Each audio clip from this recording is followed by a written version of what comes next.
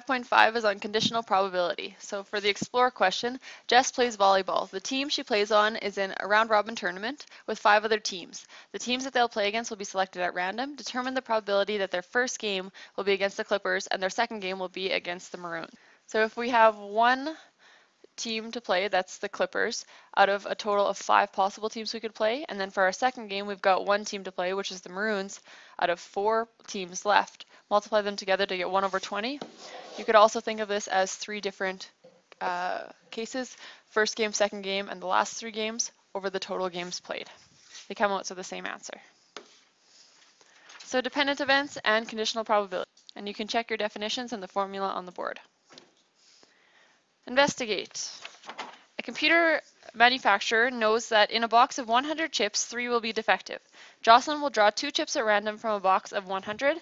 What is the probability that both of the chips will be defective? So this can be solved in 2 ways. It could just be with a simple multiplication of 2 probabilities, or you could also do a tree diagram. Okay, then example 1. Nathan asks Riel to choose a number between 1 and 40, and they say one fact about the number. Riel says that the number he chose is a multiple of 4. So we're going to put multiples of 4 in this one.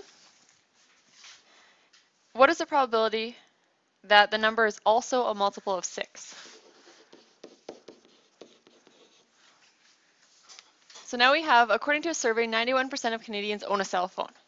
So the probability of owning a cell phone is 91% or 0.91. Of these people, 42% have a smartphone. So the probability of having a smartphone, considering that you have a cell phone, because if you have a smartphone but you don't have a cell phone, something's funny there, would be 0.42 or 42%. So how could we figure out this probability? So if we plug what we know into our formula and just cross multiply, we'll find that about 38% would be our probability of finding somebody that has a cell phone. Example 3. 2 cards are drawn from a standard deck, one after the other without replacement. What is the probability that both cards are red? So what's the probability that the first card is red? Good. How about the probability that the second card is red? Good. So what can we do here to figure this out?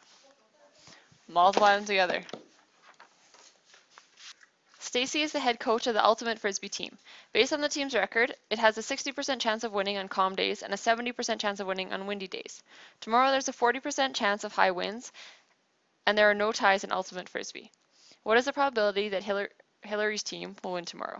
So apparently it's not Stacy, it's Hillary. Okay, so let's do these in 2 separate cases.